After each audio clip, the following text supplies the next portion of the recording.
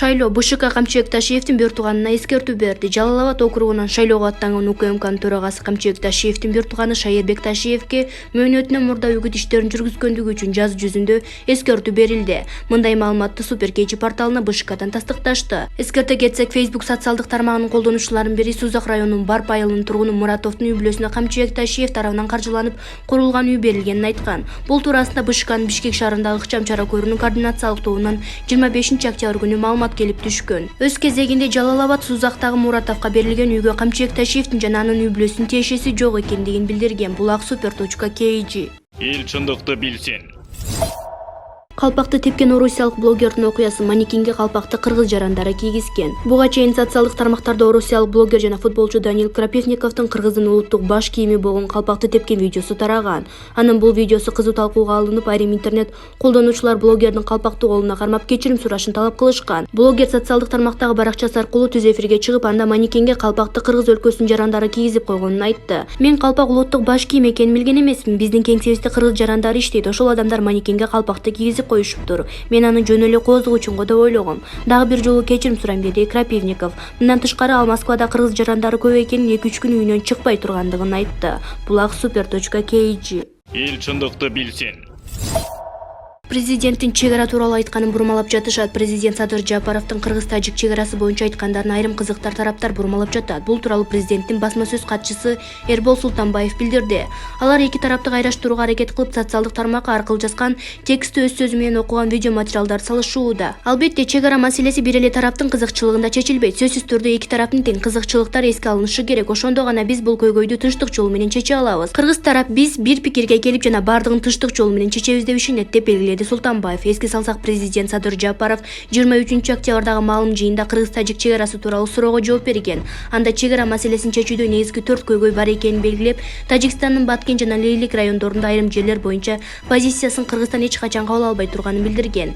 Президент маалымат жыйында Тажикстандын Мургап району тууралуу да айтып өткөн. Мындан кийин буга Тажикстандын Демократиялык партиясынын билдирүүсүнүн коңшу өлкөнүн бир катар басылмалары жарыялады. Партиянын лидери Сайыт Жафар Усманзода Азаттыктан тажик кызматына комментарий берип, президент Жапаровдун сөзүн чек ара маселесин чечүүдөгү басым катары баалаган. Быйыл 28-30 апрелден 1 майга чейин ууланган кыргыз-тажик чек арасындагы куралдуу кагылышта Кыргызстандан 36, Тажикстандан 19 адам набыт болгон. Эки өлкө бул үчүн бири-бирин айыптап кылмыш ишин козгошкон.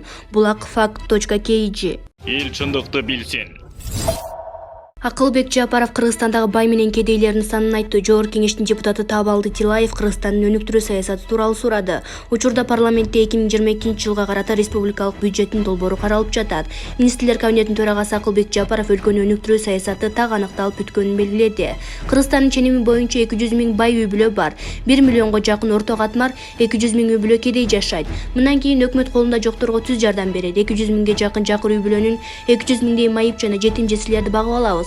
Ошондо өкмөт 1 миллион элди багууну мойнуна алат. Калган орто катмар бердиктүү салык байлар өзүнчө тариф менен кымбатыраак төлөйт. Машиналарынын, үйлөрүнүн салыгын көбөйтөбүз. 1-2 миллион салык төлөөчү үй-бүлөнүн эсебинен 200 000 үй-бүлөнү тың багып алабыз, деди Жапаров. Аны менен катар ишкерлерге жеңилдетилген пайызсыз насыялар берилип, машинаны от алдырып жүргүзгөндөн кийин салык сурай тургандай принцип сакталарын белгиледи. Ошондой эле ал түрмөлөрдү жана ооруканалардагы шарттарда жакшыртууларын кошумчалады. Булак Азия Ньюс гезити. Эл чындыкты билсин. Акылбек Жапаров саламаттык сактоо министри Алымкадыр Бейшеналиевге эскертүү берди. Министрлер кабинетинин төрагасы Акылбек Жапаров саламаттык сактоо министри Алымкадыр Бейшеналиевге эскертүү берди. Өкмөттөн билдиришкенде, эскертүү милдеттерин так аткарбаганы үчүн берилген. Алымкадыр Бейшеналиев 2020-жылдагы октябрь окуяларынан кийин саламаттык сактоо министри болуп дайындалган. Быйыл 16 апрелде брифинг өткөрүп, коронавируска каршы дарылоодо уу коргошун деп аталган чөптүн тамырын дарылыкка колдонуп жатканын билдирген. Ал журналисттердин алдында бул чөптүн тундурмасын ичип, анын зыянсыз экенин айткан. Бул окуядан кийин Жогорку кеңеш Алымкадыр Бейшеналиевге ишенбестик билдирип, кызматтан алууну сунуштаган. Булак Азаттык.KG. Эл чындыкты билсин. Боюн таштаган жигиттин эжеси жок дегенде тосуп алган интернетсе даярдашпаптыр. 27-октябрда Бишкектин Сөөркулова жана Байтек Батыр көчөсүндө курулуш токтоп калган көп кабаттуу үйдөн 22 жаштагы Мунарбек Ташкулов боюн таштап каза болду. Анда жеринде 5 саатка жакын өзгөчө кырдаалдар министринин куткаруу кызматы, Октябрь райондук ички иштер башкармалыгынын ыкчам тергөө тобу тез жардам кызматы иш алып барган деп Супер KG сайты жазды. Мунарбек Ташкуловдун эжеси Кундуз Бердишева куткаруучулардын ишине нааразы. Мага Мунарбектин атасы менин агам телефон чалып, Мунарбек бир кызды алам дегенби же урушуп алганбы, айтор боюн таштайм деп жатыптыр. Ошол кызды алып кел же өзүм барайын дедим. Андай болсо алып берип койгула десем, мен анын баарын азыр уктум деп айтты. Анда мени кое туруңуз, ал жерге барайын дедим. Оюма мындай эч нерсе келген эмес. Такси менен келип ар бери жакты карап таппайм. Бир кезде эле көп кабаттуу үйдүн эң башкы кабатында инимди ар ким телефонго тартып жатышыптыр. Ошондо Мунарбекти тааныдым. Ошол жерден эле баягы үйгө жетип бардым. Ал жака киргизбей жатып аран киргизишти. Өзгөчө кырдаалдар министри, ички иштер министрлигинин кызматкерлери толо жүрүптүр. Мен аларга эжеси экенимди айтып, Мунарбек менен сүйлөшүүнү сунуштап жалдырадым. Акыры алар мени кое берди. Мунаш кел сүйлөшөлү, кызды алалы, азыр жолго чыгалы деп кайрылдым. Бирок кызматкерлер мени ары түшүрүп кетишти. Ошондо биз 5 саат алыштык. Бирок ошол убакытта өзгөчө кырдаалдар министринин куткаруу кызматынын бир дагы даярдыгы болбогонуна абдан таң калдым. 5 саатта эч нерсе кыла албаган жоксуңарбы дедим. Жок дегенде тосуп алган бир нерсе даярдап койдуңарбы дедим. Бирок алар эч нерсе кылышпаптыр. Ал аңгыча Мунарбек секирди. Мен ал убакта Мунарбектин астынан куткаруучулар тосуп алды го деп ойлогом. Болбосо өзүм ошол жерге турат элем. Бирок алар даярданышпаптыр, ал эч нерсе кылышпаптыр. Мен инимди көргөндө эле анын бозоруп турган кебетесин көрдүм. Анан ооруканага алып кетишти. Орто жолдо каза болуп калганын айтышты. Мына азыр эми өлүкканага алып кетишти. Мунарбек Чаткал районунан болот. 4 тууган өзү жайдары бала эле, ал студент болчу, өзү окуп иштеп жанын бакчу, кээде таксиде иштеп калчу деди ал.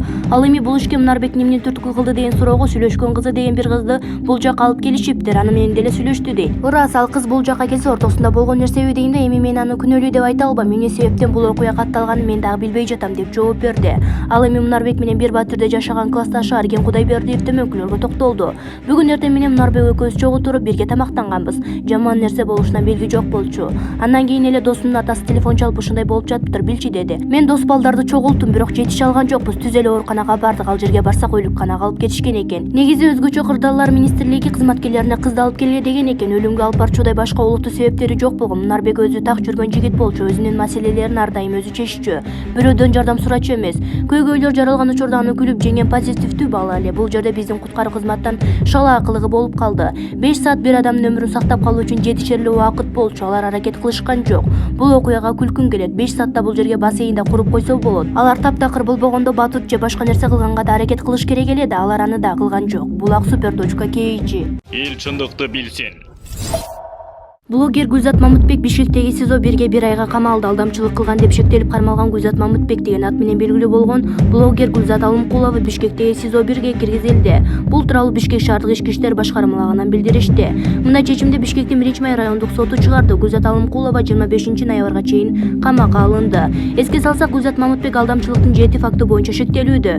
Тергөөнүн айтымында ал жабырлануучуларга кыска убакыт ичинде супер пайда убада кылган. Бирок акчаны алып изин жашырып кеткен. 2020-жылы блогер издөөдө жүргөндөрдүн тизмесине киргизилген. Ал 25 октябрда Кыргызстанга келер менен кармалган. Булак Назар News KG. Эл чындыкты билсин. 4 iPhone $3000 Бишкекте Индиянын жаранын тоногонго шектүүлөр кармалды. Бишкектин Индиянын жаранын кол салып тоногонго шектүүлөр кармалды. Бул тууралуу Ленин райондук ички иштер башкармалыгынан басма сөз кызматынан билдиришти.